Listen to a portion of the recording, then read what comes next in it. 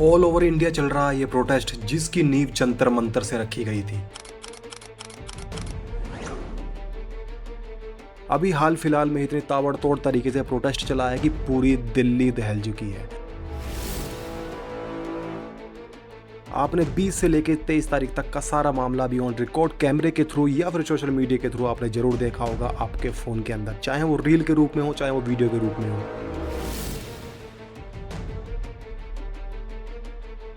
आप देख चुके हैं उसके अंदर किस टाइप से छात्र जो शांतिपूर्ण तरीके से पहले जंतर मंतर पे कर रहे थे आंदोलन, उसके बाद जब उन्होंने संसद की तरफ कूच करी तो बीच में उनकी अड़चन बनी बैरिकेड्स और पुलिस की कुछ लाठियां जिनके अंदर कील लगी हुई थी। सबसे पहले तो मैं ये जानना चाहता हूँ कि आखिर वो लोग कौन थे जो पुलिस की वर्दी के अंदर इतना भौकाल मचा कर चले गए। जितने भी उनके पास वर्दी थी, चाहे वो आरएएफ के लोग हों या फिर दिल्ली पुलिस हो, आधों के तो स्टिकर ही नहीं था और आधे बिना वर्दी के थे। और बाद में पता चलता है कि वो लोग भी दिल्ली पुलिस के कोप्स हैं बट वो वर्दी में नहीं थे। तो मैं ये पूछना चाहता हूँ कि आखिर उनको किसने ये वाला हक दे दिया कि बिना वर्दी के आप ऐसे आंदोलन में जा सकते हैं और जाने के बाद वहां पर आप लाठी चार्ज भी कर सकते हैं। इतनी ज्यादा भीड़ भड़क गई थी कि जिसके अंदर लाखों प्रदर्शनकारी सड़कों पर आ उतरे थे। मानो ऐसा लग रहा था कि यहाँ पर पहले कभी सड़क थी ही नहीं। जैसे ही जंतर मंतर से कूच करने के बाद वो संसद की तरफ जाने लगे तो पुलिस ने उनको रोका। जब नहीं रुके बैरिकेड भी तोड़ दिए गए, पुलिस द्वारा लाठीचार्ज किया गया और उनके द्वारा लाठीचार्ज करने के बाद छात्र घायल होने लगे, जिसके अंदर बहुत ज्यादा क्षति पहुंची है दोनों गुटों को, यहाँ तक कि पुलिस को भी छात्रों को भी। अब सुनने में ये आ रहा है, कई वीडियो के अंदर मैं यहाँ पे लगा दूंगा, उसमें आप देख सकते हैं कि कितने ज्यादा छात्र जो हैं बहुत ज्यादा गंभीर रूप से घायल भी हो चुके हैं और साथ साथ ही पुलिस की जो लाठियां हैं उसके अंदर कील भी नजर आ रही हैं। अब आपको क्या लगता है, क्या ये डेमोक्रेसी है? क्या ये वर्ल्ड की सबसे बड़ी या सबसे पावरफुल डेमोक्रेसी है जिसको सेकुलर इंडिया कहा जाता है? इंडिया के अंदर अगर सेकुलरिज्म इसको कहते हैं तो दोस्तों हम बहुत पीछे जा चुके हैं। क्या ये वही भारत है जिसको कुछ समय पहले मोदी जी हर दौरे पर जाते हैं और कहते हैं कि हमारा देश विश्व गुरु बन रहा है? विश्व छोड़िए, आप गुरु बन जाइए, सबसे बड़ी बात तो यही रहेगी। इंडिया के हर स्टेट के अंदर ये प्रोटेस्ट चल रहा है और तो और इंडिया के बाहर भी बहुत सारी चीज़ें देखने को मिल रही हैं।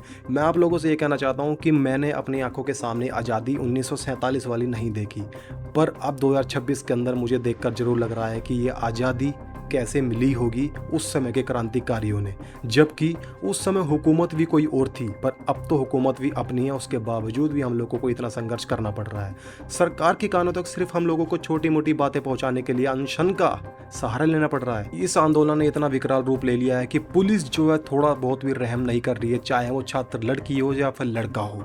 यहाँ पर आप देख सकते हैं किस तरीके से पीटा जा रहा है लड़कियों को भी लड़कों को भी, चाहे वो 6 साल से लेकर 60 साल तक के सभी एज ग्रुप के आंदोलनकारी इस आंदोलन के अंदर शामिल हो रखे हैं और पुलिस आंखों पर पट्टी बांध के दबादब लठ मार रही है।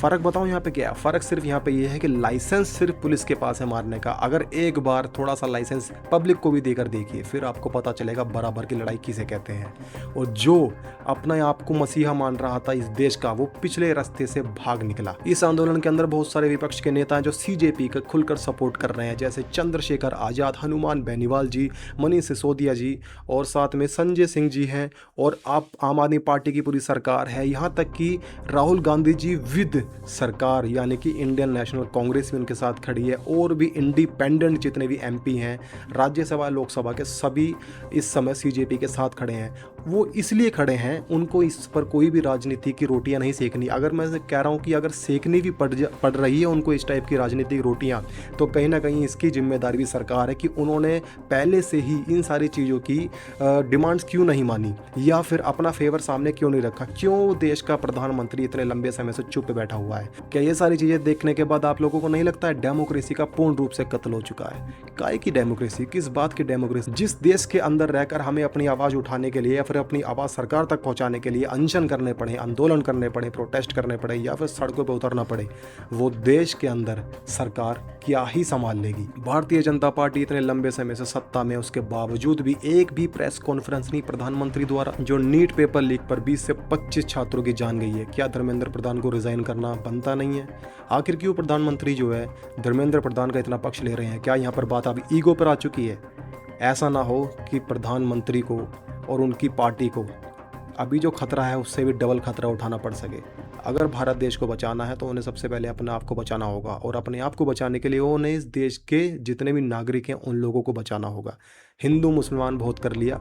आपकी जो इंडिया की मीडिया है वो मुझे लगता है कि आने वाले समय में टॉप पर आ जाएगी, बट नीचे से, ठीक है, जिस हिसाब के उनके हालात हैं।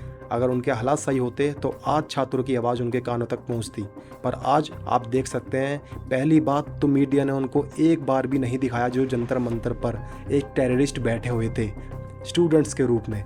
अगर आप दिखा भी रहे हैं तो ऐसा साइड दिखा रहे हैं कि पुलिस पर उन्होंने पथराव किया है और साथ में लाठियां बरसाई हैं। उन्होंने वो क्यों नहीं दिखाया कि सबसे पहले शुरुआत पुलिस ने करी, उन पर लाठियां बरसाई, वो भी कील लगा के। उनके लिए वो बिल्कुल सही था, बट पुलिस के ऊपर थोड़ी सी भी कार्रवाई हो गई स्टूडेंट्स द्वारा तो इनको मिर्ची लगने लगी। ये मुद्दा केवल नीट पेपर लीक का नहीं है, ये मुद्दा हर उस स्टूडेंट का है जो पहली क्लास से लेकर 12वीं तक पढ़ाई कर रहा है, कॉलेज की पढ़ाई से लेकर नौकरी तक का सफर तय करता है। उम्मीद करता हूँ दोस्तों आप लोग सभी समझ चुके होंगे। ऐसे ही एक दूसरे का साथ देते रहिए।